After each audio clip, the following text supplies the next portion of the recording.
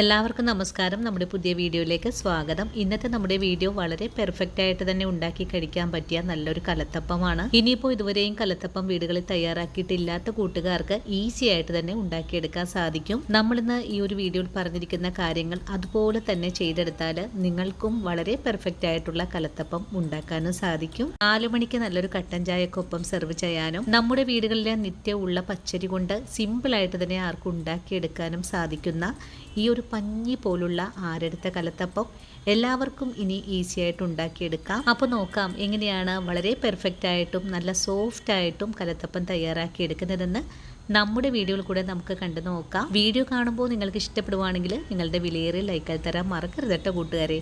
അപ്പോൾ ഉടൻ തന്നെ നമുക്ക് വീഡിയോ കാണാൻ പോകാം.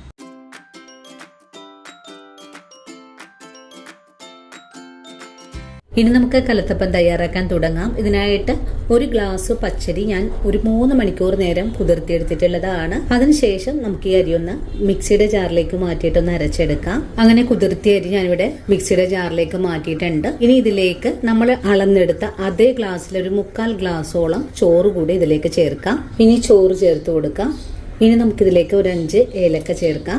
1/4 ടീസ്പൂൺ അളവിൽ നല്ല ജീരകം കൂടെ ചേർക്കാം. ഒരു നുള്ളു ഉപ്പും കൂടി ചേർത്തിട്ട് അരിയെടുത്ത അതേ ഗ്ലാസ്സിൽ 1 ഗ്ലാസ് വെള്ളവും കൂടി ചേർത്ത് നല്ല പോലെ ഒന്ന് അരച്ചെടുത്തിട്ട് വരാം. അങ്ങനെ നമ്മുടെ അരി നല്ല പോലെ ഞാനിവിടെ അരച്ചെടുത്തിട്ടുണ്ട്.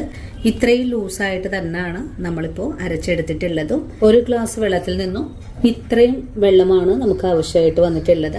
ഇനി നമുക്കിതിലേക്ക് ശർക്കരപ്പാനി ചേർത്ത് കൊടുക്കാം. ഞാനിവിടെ 250 ഗ്രാം അളവിലാണ് ശർക്കര എടുത്തിട്ടുള്ളത്. നിങ്ങൾക്ക് കുറച്ചുകൂടെ മധുരമൊക്കെ വേണമെങ്കിൽ 300 ഗ്രാം ശർക്കര എടുക്കാവുന്നതാണ്. ശർക്കര പാനി തിളച്ച ചൂടോടുകൂടി തന്നെ നമുക്കിതിലേക്ക് ഒഴിച്ചു കൊടുക്കാം. ശർക്കര പാനി ഒഴിച്ചു കഴിഞ്ഞാൽ പെട്ടെന്ന് തന്നെ നമുക്കൊന്ന് ഇളക്കിയും കൂടെ കൊടുക്കണം. അല്ലെങ്കിൽ പൊടി പെട്ടെന്ന് വെന്തു പോവാനൊക്കെ സാധ്യത കൂടുതലാണ്. അങ്ങനെ നമ്മുടെ മാവ് ഇവിടെ നല്ല പോലെ മിക്സ് ആക്കി കൊടുത്തിട്ടുണ്ട്. ഇനി ഇതിലേക്ക് ഒരു നുള്ളു സോഡാപ്പൊടി കൂടി ചേർത്തിട്ട് നല്ല പോലെ ഇളക്കി ഒന്ന് മിക്സ് ചെയ്തെടുക്കാം. സോഡാപ്പൊടി എല്ലാ ഭാഗത്തേക്കും ഒന്ന് എത്തിക്കിട്ടണം. അതിനായിട്ട് തുടരെ ഇളക്കി വേണം പോലെ ഒന്ന് യോജിപ്പിച്ചെടുക്കാനായിട്ട്.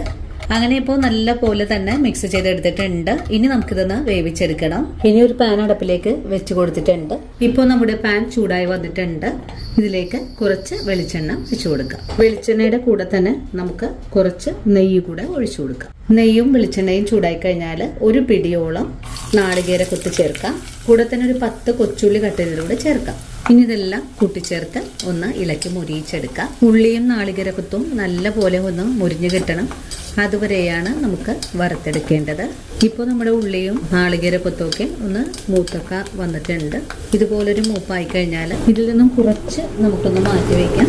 ഇനി ഫ്ലെയിം അങ്ങ് കുറച്ച് വെച്ച് കൊടുക്കാം. അതിനുശേഷം അരച്ചു വെച്ചിട്ടുള്ള ഈ ഒരു മാവ് ഇതിലേക്ക് ഒഴിച്ചു കൊടുക്കാം. നല്ല പോലെ ഇളക്കി ഒന്ന് യോജിപ്പിച്ചു കൊടുക്കാം. ഈ ഉള്ളിയും നാളികേരക്കൊത്തും എല്ലാ ഭാഗത്തേക്കും ഒന്ന് ആയി കിട്ടണം. നല്ലതുപോലെ ഇളക്കി യോജിപ്പിച്ചതിന് ശേഷം ഇതിന്റെ മേലെയായിട്ട് നമുക്ക് കുറച്ചുകൂടെ ഇതുപോലെ ഒന്ന് വിതറി കൊടുക്കാം. ഇനി നമുക്ക് ചെറിയ തീയിലേക്ക് ഫ്ലെയിം മാറ്റിയതിന് ശേഷം മൂടി വെച്ച് കൊടുക്കാം. ചെറിയ തീയിലിരുന്ന് ഒരു 20 മിനിറ്റ് കൊണ്ടാണ് നമുക്കിതൊന്ന് വേവിച്ചെടുക്കാൻ സാധിക്കുന്നത്. അതുവരെ നമുക്കൊന്ന് വെയിറ്റ് ചെയ്യാം. ഇനി മൂടിപ്പാത്രത്തിലുള്ള ഈ ഒരു ഹോൾസ് എന്തെങ്കിലും വെച്ചിട്ട് ഒന്ന് അടച്ചു വെച്ച് കൊടുക്കാം. അങ്ങനെ നമ്മുടെ കലത്തപ്പം വേവിക്കാൻ തുടങ്ങിയിട്ട് ഒരു 20 മിനിറ്റ് ഒക്കെ കഴിഞ്ഞിട്ടുണ്ട്. ഇപ്പോൾ ഈ ഒരു ഉള്ളിയുടെ നല്ല സ്മെല്ല് പുറത്തേക്ക് വരുന്നുണ്ട്. അതുപോലെ ഈ ഒരു പാത്രത്തിന്റെ സൈഡിൽ നിന്നും ധാരാളം ആവിയെല്ലാം പുറത്തേക്ക് വരുന്നുണ്ട്.